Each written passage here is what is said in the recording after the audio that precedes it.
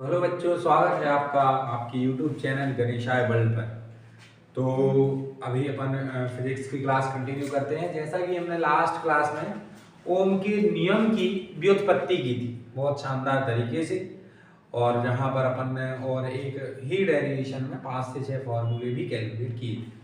अब अपनी इस कैप्सूल सीरीज को आगे बढ़ाते हुए आज का हमारा टॉपिक होने वाला है किरचॉफ के नियम। जी, किरचॉफ के नियम, ये most V V V V V I M P मान के चलिए आप, ये आपको आपकी वार्षिक परीक्षा में मिलने वाले हैं, ये गारंटी है। 3 नहीं, आप जितने स्टार लगाना हो आसमान से जितने तोड़ पाओ उतने स्टार लगा लेना, क्योंकि ये नियम आने वाला है। तो क्या कहता है किरचॉफ का नियम? प्रथम नियम बहुत ही सरल है, बहुत ही सिंपल वे में हम इसको समझेंगे। पहला नियम बोलता है कि मान के चलो ये कोई संधि है जिस पर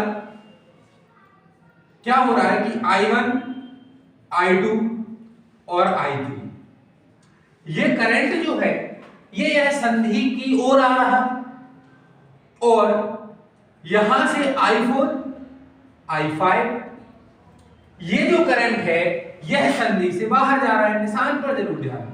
संधि की तरफ आने वाला करंट कौन सा है? I1, I2 और I3। और संधि से बाहर जाने वाला करंट कौन सा है? संधि से बाहर जाने वाला करंट है I4 और I5। तो इस संधि पर कुल करंट कितना होगा? इस संधि पर कुल करंट बिल्कुल भी नहीं होगा। जी हां, क्योंकि इस पर आने वाले करंट का योग इस संधि से जाने वाले करंट के योग के बराबर होता है। सबसे सिंपल चीज। इसका मतलब है कि इस संधि पर नेट करंट जो कुल धारा है वो 0 रहेगी। क्यों? क्योंकि इस संधि पर जितनी धारा आई, जितना करंट आया, उतना ही करंट इससे चला गया। तो इस P पॉइंट जहां पर ये सारे करंट आ रहे हैं, मिल रहे हैं, उस P पॉइंट पर कुल करंट, कुल धारा कितनी होगी? 0 होगी, बिल्कुल नहीं होगी। जी हाँ, जरूर आपको समझ में आया होगा। एक बार अपन पढ़ के देखते हैं। इस नियम के अनुसार किसी विद्युत परिपथ की किसी संधि पर मिलने वाली सभी विद्युत धाराओं का बीजगणितीय योगफल कितना होता है? 0 होता है। इस संधि पर टोटल करंट, नेट करंट, कुल योग धारा का 0 होगा। मान के चलिए यहां पर एक अपन क्वेश्चन लेते हैं, थोड़ा सा देखते हैं, समझते हैं और अच्छे से। बाकी कुछ है नहीं, समझ में आपको आ गया। यहां से मान के चलिए इस संधि पर 5 एम्पियर का करंट आ रहा है, यहां से करंट आ रहा है 10 एम्पियर का, और यहां से जा रहा है अपना मान के चलिए आप 15 एम्पियर। यहां जा रहा है 10 एम्पियर और यहां आ रहा है 10 एम्पियर। ठीक है। अब जो सबसे महत्वपूर्ण चीज है, वो महत्वपूर्ण चीज क्या है? एरोज को देखना। कौन कौन सा करंट संधि की तरफ जा रहा है? कौन कौन सा करंट जा रहा है? ये देखिए, 5 एम्पियर का संधि की तरफ आ रहा है, तो हमने 5 एम्पियर, और 10 एम्पियर का करंट कहां आ रहा है? संधि की तरफ आ रहा है, तो हमने लिख दिया 10 एम्पियर। क्लियर है? इसके अलावा ये 10 एम्पियर करंट भी कहां जा रहा है? संधि की तरफ आ रहा है। ठीक है। अब यहां से मान के चलो ये एक करंट है जिसकी वैल्यू हमें निकाल लेंगे। ये 10 एम्पियर आ रहा है। यहां से ये देखोगे तो ये भी कितना आ रहा है? 10 एम्पियर। और कौन आ रहा है? और ये आई आ रहा है। कौन आ रहा है? आई आ रहा है। अब कुल जाने वाले करंट देखें अपन, कौन कौन भाग रहा है? ये 15 एम्पियर भाग रहा है, और यहां से ये 10 एम्पियर का करंट भाग रहा है।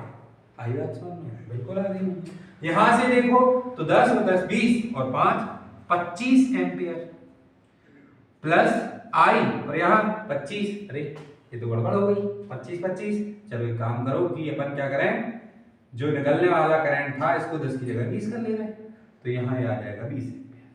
ठीक है। कितना आ गया? ये आ गया 20 एम्पियर। तो ये अपना आ गया 20 और 15 35 एम्पियर। तो आई जो है वो आ गया 35 माइनस 25, तो आई कितना आ गया? आई आ गया अपना 10 एम्पियर। मतलब यहां से जो ये आपको तार दिख रहा है, इससे कुल कितना? इससे कुल 10 एम्पियर का करंट जो है वो आएगा, वो प्रवाहित होगा। समझ में आया नहीं आया? ये जो संधि है इस पर कुल करंट कितना होगा? 0 होगा। एक और छोटा सा क्वेश्चन देखते हैं और मेरे हिसाब से तो आपको किरचॉफ का जो पहला नियम है वो बहुत अच्छे तरीके से समझ में आ गया होगा। क्या है, एक बार रिवाइज करते हैं कि किरचॉफ का प्रथम नियम कहता है कि किसी परिपथ में एक संधि पर एक यदि संधि है जहां पर सारे करंट आ रहे हैं, उस पर जो कुल धारा है वो क्या होगी? 0 होगी, कोई धारा नहीं होगी। मतलब उस संधि की तरफ आने वाला करंट और उस संधि से जाने वाले करंट का जो योग है वो कितना होगा? 0 होगा। एक बहुत छोटे सा एग्जांपल से और देख ले रहे हैं। यहाँ से 10 एम्पियर करंट आया, यहाँ से 15 एम्पियर का करंट गया, यहाँ से 10 एम्पियर का करंट गया, यहाँ से जो करंट गया वो हमें निकालना है, आई है। और यहाँ से क्या हो रहा है? यहाँ से एक 25 एम्पियर का जो करंट है वो आ रहा है। अब हम देखते हैं संधि की ओर कौन कौन से करंट जा रहे हैं जल्दी से। तो एक 10 एम्पियर का करंट जा रहा है संधि की ओर, और संधि की ओर कौन जा रहा है? और संधि की ओर 25 एम्पियर का करंट जा रहा है। ये किसके बराबर होगा? जो उस संधि से करंट बाहर जा रहा है, दूर जा रहा है। तो कौन कौन दूर जा रहा है? 15 एम्पियर दूर जा रहा है, साथ में ये दिख रहा है ना, ये 10 एम्पियर दूर जा रहा है, और साथ में ये आई दूर जा रहा है। तो 25 और 10 हो गया ये 35 एम्पियर, और 15 और 10 हो गया ये 25 एम्पियर प्लस आई। तो आई कितना आ गया? आई आ गया 35 माइनस 25 बराबर कितना आ गया? आई आ गया आपका 10 एम्पियर। जी हाँ, तो पूरी उम्मीद है कि आपको किरचॉफ का जो पहला नियम है ये बहुत अच्छे शानदार तरीके से आपको जो है याद हो गया होगा। अच्छा, एक बात और कि जो किरचॉफ का प्रथम नियम है यह है आवेश संरक्षण के सिद्धांत पर जो है वो काम करता है। आवेश संरक्षण के सिद्धांत पर किरचॉफ का पहला नियम काम करता है। क्यों? आवेश संरक्षक ही तो है। जितना आवेश आ रहा है, जितना करंट आ रहा है, उतना ही करंट जा रहा है। तो ये क्या हो गया? आवेश संरक्षण। ये पॉइंट भी आप जरूर नोट करें कि किरचॉफ का प्रथम नियम किस पर काम करता है, किस नियम पर काम करता है? तो आवेश संरक्षण के नियम पर किरचॉफ का प्रथम नियम काम करता है। ठीक है, उम्मीद है ये आपको जरूर समझ में आया होगा। अब अपन आगे बढ़ते हैं द्वितीय नियम। प्रथम नियम तो आप अच्छे से समझ गए होंगे। अब हम चलते हैं, फोकस करते हैं द्वितीय नियम पर। तो द्वितीय नियम अभी आप थोड़ा सा देर बाद इस परिभाषा को पढ़े, थोड़ी सी देर बाद बस। द्वितीय नियम क्या कहता है कि यदि हम एक कोई बंद परिपथ लें, क्लोज सर्किट, यदि हम एक कोई क्लोज सर्किट लेते हैं, बंद परिपथ लेते हैं, तो उसमें जितना विभव गिरेगा उतना ही, जितना विभव उठेगा उतना ही विभव गिरेगा। ठीक है ना? बहुत सिंपल सी परिभाषा क्या है कि एक यदि हम बंद परिपथ लेते हैं तो उसमें जितना विभव या विभवांतर क्या होगा? उठेगा, उतना ही विभव या विभवांतर गिरेगा। अब देखो, विभव बढ़ता कहां पर है? जहां सेल लगता है ना, ईएमएफ भी बोलते हैं उसको, इलेक्ट्रोमोटिव फोर्स, जहां सेल लगता है ईएमएफ बोलते हैं। ईएमएफ में क्या होता है? मान के चलिए हमने लिख दिया, ये एक परिपथ लिया, ये क्या है? ये रेजिस्टेंस है, ये क्या है? एक रेजिस्टेंस। ठीक, अब यहां मान के चलो हमने एक सेल लगा दिया, यहां हमने फिर से रेजिस्टेंस ले लिया, और यहां हमने फिर से सेल लगा दिया, और यहां हमने एक और क्या कर लिया? रेजिस्टेंस ले लिया। ठीक, बहुत अभी सिंपल वे में समझ रहे हैं। अब देखो, जहां सेल है, जहां पर हमारा सेल है, वहां पर विभव या विभवांतर क्या करेगा? बढ़ेगा ना, क्योंकि ये किक मारने का काम करता है फुटबॉल में। तो जहां सेल लगा है वहां विभवांतर क्या होगा? बढ़ेगा। मान के चलो यहाँ का विभवांतर है 150 वोल्ट। कितना है? 150 वोल्ट, 150 वोल्ट। और यहाँ का विभवांतर कितना है? 100 वोल्ट। कितना है? 100 वोल्ट। तो यहाँ पर विभवांतर क्या हो रहा है? उठ रहा है। उठ रहा है मतलब विभवांतर बढ़ रहा है। बढ़ रहा नहीं? बढ़ रहा। अब यहां क्या लगाया हमने? प्रतिरोध। यहां विभवांतर क्या होगा? गिरेगा। विभवांतर गिरेगा नहीं गिरेगा? मान के चलो कि यहां विभवांतर गिरता है मेरा 50 वोल्ट, है ना? विभवांतर ही ले रहे हैं अभी, आपको मैं एक समझा रहा हूं बस। अब यहां पर मान के चलो यहां कितना गिरा? यहां भी गिरा 50 वोल्ट, और यहां भी कितना गिरा? 50 वोल्ट। अब हमसे पूछा कि यहां पर टोटल विभवांतर कितना गिरेगा इस रेजिस्टेंस पर, इस प्रतिरोध पर। तो उठा कितना? यहां 150 और 200, उठा कितना? 200 वोल्ट। कितना उठा 200 वोल्ट, गिरा कितना यहाँ पर 50, कितना 50, यहाँ 50 और यहाँ कितना गिरा 50 और ये कितना है R। तो ये हो गया 200 वोल्ट उठा और यहाँ से 150 प्लस R, मतलब R की वैल्यू क्या आ जाएगी, R की वैल्यू आ जाएगी यहाँ पर, सॉरी यहाँ पर टोटल विभव है ना, टोटल विभव ही हमें याद करना है। तो यहाँ पर टोटल विभव कितना गिरा है, यहाँ टोटल विभव 50 वोल्ट गिरा, कितना गिरा 50 वोल्ट, यहाँ कितना विभव गिरेगा 50 वोल्ट। लेकिन यहाँ पर जो रेजिस्टेंस है, तो यहाँ पर रेजिस्टेंस लगा है, तो यहाँ हम विभव किस फॉर्म में लेंगे, यहाँ हम विभव को ओम के नियम के अनुसार आई आर की फॉर्म में लेंगे, किस फॉर्म में लेंगे आई आर। और यहाँ पोटेंशियल, यहाँ विभव क्या करेंगे, यहाँ विभव या विभवांतर यहाँ बी के फॉर्म में लेंगे, ठीक है ना। तो यही है क्या है नियम, प्रतिरोधों तथा सेलों से सम्मिलित किसी भी बंद पास के चारों ओर विभवों के परिवर्तन का बीजगणितीय योग शून्य होता है। विभव परिवर्तित नहीं होता है एक क्लोज सर्किट में, एक बंद परिपथ में विभव परिवर्तित नहीं होता। जितना विभव हम बढ़ेगा उतना ही विभव हो जाएगा कम। आई बात समझ में। अब यहाँ पर द्वितीय नियम से संबंधित प्रश्न आपके क्वेश्चन जो हैं वो पूछे जाएंगे पेपर में, तो उनको अपन थोड़ा सा एक क्वेश्चन लेते हैं, बहुत ही इजी क्वेश्चन लेते हैं और उसको हम सॉल्व करने की कोशिश करते हैं।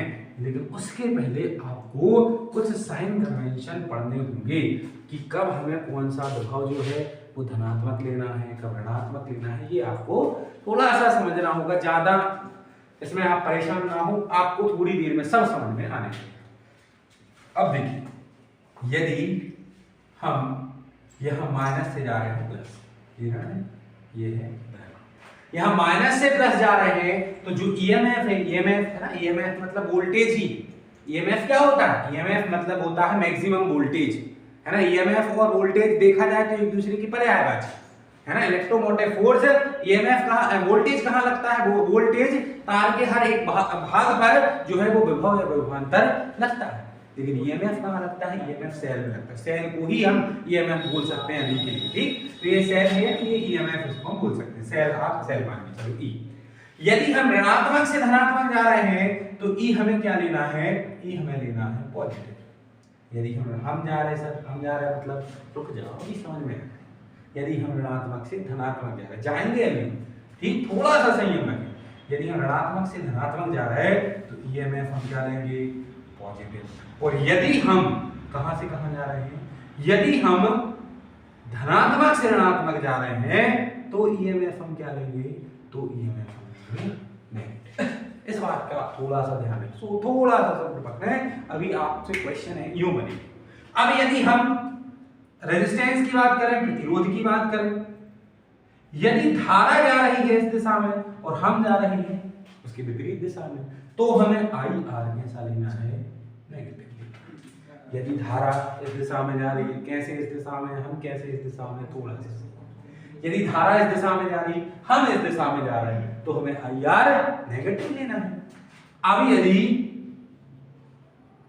धारा इस दिशा में जा रही और हम ही इसी दिशा में जा रहे हैं, तो हमें आई आर कैसा लेना है, पॉजिटिव लेना है। ये चार साइन कन्वेंशन आपको याद रखने पड़ेंगे। यदि हम नेगेटिव से पॉजिटिव जा रहे हैं तो ईएमएफ हमें धनात्मक लेना है, पॉजिटिव लेना है। यदि हम पॉजिटिव से नेगेटिव आ रहे हैं तो ईएमएफ हमें ऋणात्मक लेना है। यदि हम धारा की दिशा में जा रही हैं तो हमें आईआर, समझ रहे हो ना, आईआर यहाँ पर क्या लेना है, करंट और रेजिस्टेंस क्या लेना है।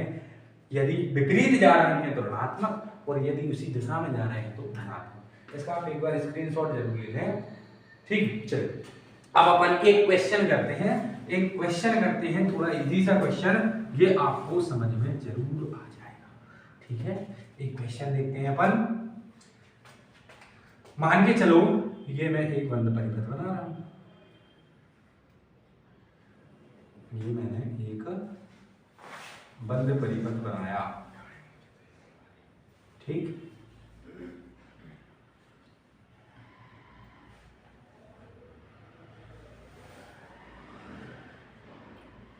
ठीक, इस परिपथ में मान के चलो 5 एम्पीयर की धारा चल रही है। अब क्योंकि ये सब कैसे जुड़े हैं, ये सब समांतर क्रम में ही जुड़े हुए हैं, अतः क्या होगा कि इनमें धारा समान रहेगी सब। आइए मान के चलो यहाँ का जो रेजिस्टेंस है वो हमने ले लिया 5, कितना ले लिया 5। यहाँ पर हमने वोल्टेज कितना ले लिया, यहाँ हमने 100 वोल्ट क्या ले लिया 100 वोल्ट। ईएमएफ कितना ले लिया हमने 100 वोल्ट। यहाँ ये कितना ले लिया हमने, ये हमने 10 ओम ले लिया। अब ये हमने कितना ले लिया, ये हमने ले लिया 10 ओम ही ये ले लिया और 15 ओम का हमने यहाँ पर ये रेजिस्टेंस ले लिया। ठीक है, आई बात समझ में। अब यदि हमें क्या निकालना है, हमें निकालना है कि इसका विभवांतर कितना होगा, इसका पोटेंशियल कितना होगा, इसका ईएमएफ कितना आएगा। ठीक है, हम क्या करें, हम इसमें या तो क्लॉकवाइज जा सकते हैं या एंटी क्लॉकवाइज। हम जा रहे हैं क्लॉकवाइज। ठीक, घड़ी की दिशा में। कैसे घड़ी की दिशा में, घड़ी की दिशा में हम यहाँ से चलना स्टार्ट करते हैं। ये कितना है, ये कितना है अपना 5 ओम और धारा कितनी जा रही है, धारा कितनी जा रही है 5 एम्पियर। अभी दिया हमने IR, यदि धारा की दिशा में जा रहे हैं तो IR पॉजिटिव, तो यहाँ हम लेंगे 5 और रेजिस्टेंस कितना है ये 5, ये भी पॉजिटिव, ये भी धारा की दिशा में है, धारा ऐसी बह रही है, ये भी धारा की दिशा में है तो ये आ गया 10 ओम। यहाँ पर ये भी धारा की दिशा में है तो ये भी आ गया 10 ओम और ये भी धारा की दिशा में है, ऐसे जा रही धारा, तो ये कितना आ गया, ये आ गया 15 ओम।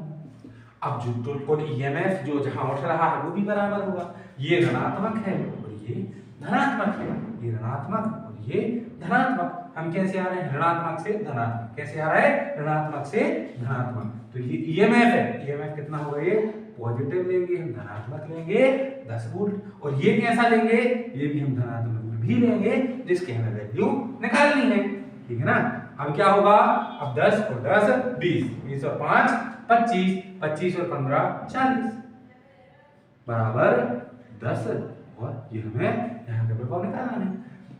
अब 25 40 कितने आ गए 200, 40 पंचे 200 बराबर 100 धन भी, तो भी कितना आ गया, भी आ गया 200 माइनस 100, तो भी हमारे पास कितना आ गया, भी आ गया 100। मतलब कि यहाँ जो सेल लगा है उसका विभव कितना होगा, उसका विभव होगा 100 वोल्ट।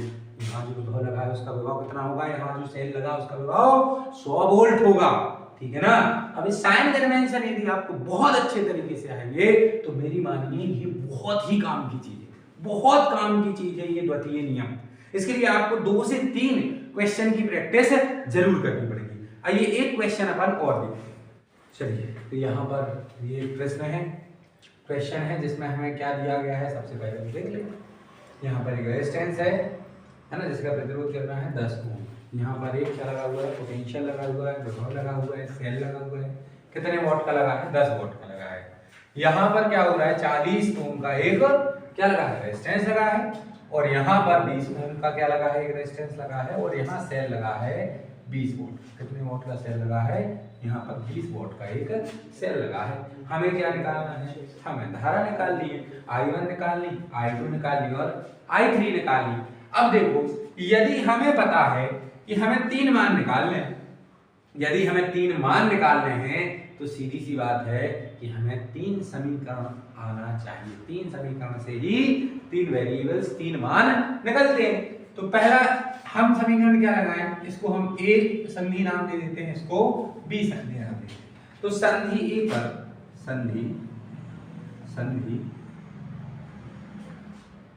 संधि A पर किरचॉफ के प्रथम नियम से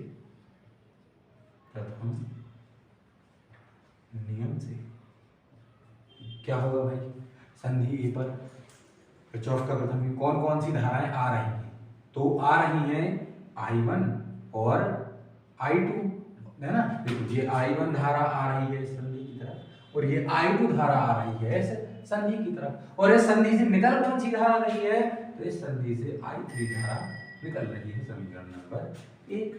अब हम देखते हैं फर्स्ट लूप में, है ना, फर्स्ट लूप।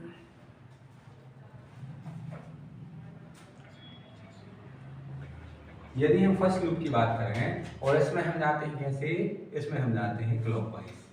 यदि हम क्लॉकवाइज जाएं तो यदि आप यहाँ देख पा रहे होंगे कि हम नेगेटिव से ऐसे जा रहे हैं, ऐसे जा रहे हैं, ऐसे जा रहे हैं, तो यहाँ नेगेटिव से पॉजिटिव जा रहा है, तो कुल विभवांतर तो मुझे सिर्फ 10 दिख रहा है और तो फर्स्ट में दिख ही नहीं रहा है। तो कुल जो विभवांतर है वो कितना है, वोल्टेज सेल का वोल्टेज कितना आ गया 10।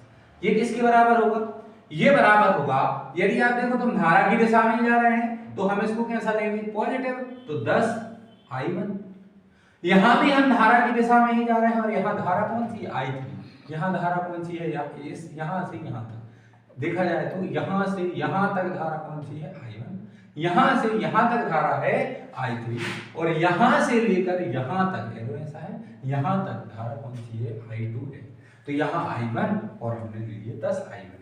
अब यहाँ आ रहे हैं हम, पॉजिटिव ही आएगा भैया, 40 ओम हम धारा आ गई, तो 40 I3 किया गया। अब हम यदि हम इसमें 10 से भाग दे दें, 10 से भाग दे दें तो क्या होगा, ये 1 आ जाएगा, यहाँ सिर्फ I1 बचेगा और यहाँ हो जाएंगे 4 I3।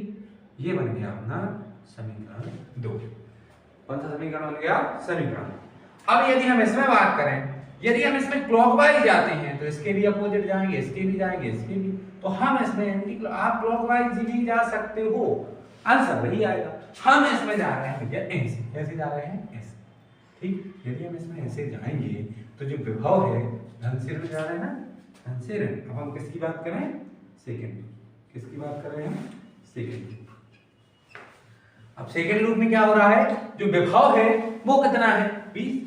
कितना है विभव, 20। कैसा लेंगे, पॉजिटिव लेंगे। समझ में आ रहा नहीं आ रहा, अच्छे से देखना, बहुत अच्छे से देखना, बहुत इंपॉर्टेंट। अब क्या हो रहा है, धारा की दिशा में ही हम जा रहे हैं। यदि हम धारा की दिशा में ही जा रहे हैं तो ये 20 I2 आ जाएगा। धारा कौन सी है यहाँ, धारा भैया I2 है, यहाँ 20 I2 आ गया। अब क्या धन का चिन्ह लगेगा, बिल्कुल लगेगा, क्योंकि यहाँ भी धारा ऐसे ही जा रही है, तो यहाँ भी धन का चिन्ह लग जाएगा और 40 I3 आ जाएगा। कितना आ जाएगा, 40 I3 आ जाएगा।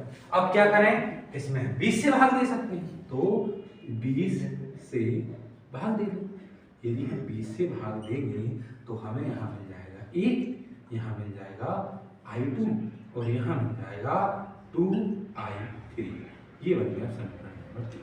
अब आप देख सकते हो हमारे पास कुल कितने समीकरण आ गए हैं, 3 समीकरण आ गए हैं। अब इन 3 समीकरणों से हम क्या कर सकते हैं, इन 3 समीकरणों में ही हमें त्रिकोण लगा के और सॉल्व इनको करना होगा। अब यदि हम समीकरण 1 देखें और समीकरण 1 से I1 का मान निकालें तो I2 और I3 के फॉर्म में आएगा। यहाँ 3 है, यहाँ 2 है, यहाँ भी 2 और 3 है, तो फिर 2 और 3 समीकरण का कुछ हो सकता है। 2 और समीकरण 3, 2 समीकरण और 3 समीकरण यहाँ पर में से एक मान कोई हमें मिल सकता है। ठीक है, चलिए करते हैं। तो समीकरण 1 से किसका मान निकाल रहे हैं हम, I1 का मान निकाल रहे हैं। समीकरण 1 से I1 का मान क्या आएगा, क्या आएगा, I1 बराबर I3 और ये कट जाएगा, तो I3 माइनस में I2। ये क्या आ गया, हमें समीकरण 1 से मान आ गया I1 का, इसको हमने नाम दे दिया समीकरण 4। अब हम समीकरण 4 से I1 का मान कहाँ रखेंगे, समीकरण 2 में। चलिए रखते हैं। तो समीकरण 4 से I1 का मान समीकरण इसमें रखने पर, जल्दी बताओ, समीकरण 2 में रखने पर, समीकरण 2 में रखने पर, ठीक है ना। मान रहे हैं कि थोड़ा लेंथी हो रहा है, लेंथी कुछ नहीं है, आप देखो बहुत ही सरल है। हम तो बस हमें जो बताया गया है, हमें जो रास्ता बताई गई है, हम उस रास्ते पर चल रहे हैं और हम अपने 4 नंबर लेकर आएंगे। जितने नंबर का आएगा सर क्वेश्चन, क्योंकि क्वेश्चन आना वक्त, वो क्वेश्चन आएगा तो हमारे नंबर भी फिक्स होंगे, और नंबर फिक्स होंगे आज के दिन। यदि हम 4 से 5 नंबर आज के दिन में कवर कर रहे हैं तो कितनी अच्छी बात है। इस चैप्टर से जो आएगा वो किरचॉफ आएगा, इसकी संभावना बहुत ज्यादा है। ठीक है, तो समीकरण 4 से I का मान हम इसमें रखें तो 1 बराबर आ जाएगा I1 की जगह पर I3 माइनस I2 और यहाँ पर प्लस में 4 I3। ठीक है ना। अब I3 4I3 और I3 कितने हो गए 5I3 माइनस I2, ये बन गया समीकरण नंबर 5। इसमें भी I3 है, इसमें भी I2 I3, यहाँ भी I2 I3, यहाँ भी I2 और I3। अब यदि हम समीकरण 3 और 5 को जोड़ें तो क्या I2 यहाँ ऋणात्मक है, यहाँ धनात्मक, कट जाएंगे, बिल्कुल कट जाएंगे, क्यों नहीं कटेंगे। तो अब हम करते हैं यहाँ पर थोड़ी सी जगह देखनी पड़ेगी बिल्कुल। यहाँ हम क्या करते हैं समीकरण 3 वहां से समीकरण 3 धन 5 से समीकरण 3 और 5 को यदि हम जोड़ेंगे तो यहाँ पर क्या आएगा, हम I3 को लिख ले रहे हैं पहले, ठीक है, तो 1 बराबर है ना, 1 को हम बाद में लिख लेंगे, कोई दिक्कत नहीं। तो हमने क्या किया I3 को हम पहले लिख ले रहे हैं, तो ये आ गया 2I3 और ये धनात्मक ही है, तो धन में I2 और बराबर में क्या है, बराबर में 1 है, ये लिख लिया हमने।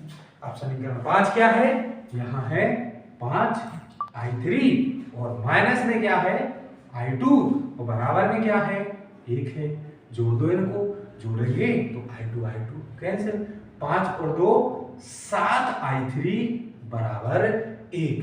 तो I3 का मान कितना आ गया, I3 का मान आ गया 1/7 एम्पियर। अब आपको कुछ समझ में आया होगा, थोड़ा बहुत तो नहीं आया होगा, इसमें है क्या क्वेश्चन में, है ना। आपको बहुत अच्छे से इसको देखना, बस एक बार अच्छे से देखोगे क्वेश्चन जरूर बनेगा। I3 का मान कितना आ गया 1/7 एम्पियर। अब हम क्या करें, I3 को चाहे तो आप रख दो कहां पर, समीकरण 2 में, और चाहे तो रख दो समीकरण 3 में। अब ये आपकी इच्छा है, हमें लग रहा है समीकरण 3 में रखा जाए, तो समीकरण 3 में I3 का मान रखने पर, समीकरण 3 में I3 का मान रखने पर, तो समीकरण 3 क्या आ गया, 1 बराबर I2 धन 2 और I3 का मान 1/7, ठीक है। तो 1 बराबर I2 धन 2/7, तो I2 बराबर क्या आ जाएगा 1 2/7, 7 एकम 7 में से 2 गए 5, तो I2 क्या आ गया, I2 आ गया 7 एकम 7 और 7 में से 2 गए 5, बनता है ना कि नहीं बनता, 5/7 एम्पियर आ गया I2 का मान। अब तो भाई I2 भी आ गया, I3 भी आ गया, I1 में चाहे तो I1 क्यों नहीं आएगा, I1 को आना पड़ेगा भैया, इतनी मेहनत कर रहे हैं क्यों नहीं आएगा।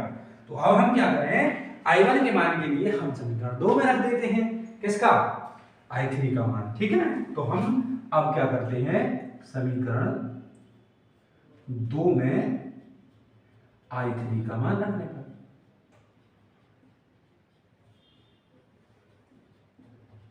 रख दो भैया जल्दी फटाफट।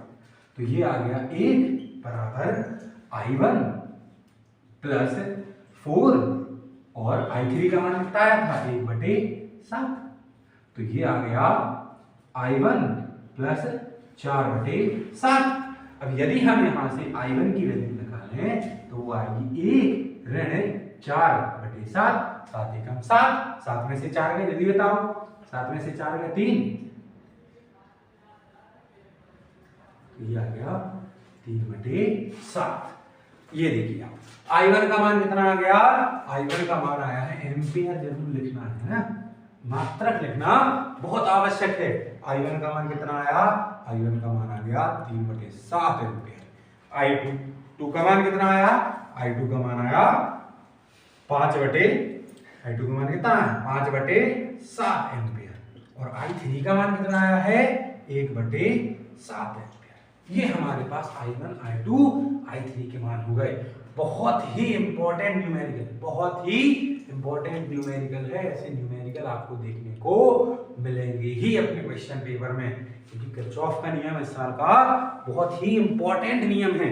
तो इस क्वेश्चन को आप बार बार देखो, 1 से 2 बार यदि आप इसको रिपीट करके देखोगे पूरा क्वेश्चन आपको समझ में आ जाएगा। हमें क्या है, 3 सारे मान दिए हैं, हमें सारे मान दिए हैं, हमें धारा के मान निकालने I1, I2 और I3 के, वोल्ट दिया है और क्या दिया है, रेजिस्टेंस दिया है। तो हम क्या करेंगे, किरचॉफ का नियम यहाँ लगाओ, आंसर नहीं आएगा। हमने यहाँ किरचॉफ का नियम लगाया, प्रथम नियम लगाया, I1 और I2 इस संधि की तरफ आ रही थी, I3 जा रही थी तो आने वाली जाने वाली साथ में मिली। फिर हमने क्या किया, पहले जो फर्स्ट लूप था, फर्स्ट लूप में हमने किरचॉफ का द्वितीय नियम लगाया है ना, किरचॉफ के द्वितीय नियम से भी, किरचॉफ के द्वितीय नियम से, द्वितीय नियम से, और यही लाइन हमें कहाँ लिखनी है, यहाँ भी लिखनी है। तो यहाँ हमने क्या किया, किरचॉफ का दूसरा नियम लगाया, विभव जो था वो 10 था, यहाँ 10 I1 और साथ में 40 I3 ये रख के, ठीक है ना। हम अब देख रहे हैं 10 से कट रहा है, 10 से भाग दे दिया, यहाँ से हमारा समीकरण 2 बन गया, ऐसे हमने 3 बनाया, 3 में भी तीनों के बीच में किरचॉफ का तृतीय नियम लगाया, यहाँ हमने क्या किया, समीकरण 3 बनाया। अब हमने अपनी त्रिगुणितबाजी लगाई और इस क्वेश्चन को बहुत ही आसान बना के और सिंपल एक एक छोटे से छोटे स्टेप में हमने आपको बताया। और ये जो क्वेश्चन है ये आपको मिलेंगे, किरचॉफ का नियम बहुत जरूरी है बेटा, किरचॉफ का नियम आप करके जाएं, ये आपको ज़्यादा से ज़्यादा मैक्सिमम नंबर दिलाएगा, इस बात की गारंटी है, मोस्ट इम्पोर्टेंट, ठीक है ना। तो उम्मीद है आपको आज की क्लास पसंद आई होगी, आज का किरचॉफ का नियम पसंद आया होगा, क्योंकि किरचॉफ बहुत ही जरूरी है, ठीक है ना। तो ऐसे ही बिल्कुल पढ़ते रहिए और हमारे साथ बने रहिए, हम आपका पूरा सिलेबस कंप्लीट कराएंगे।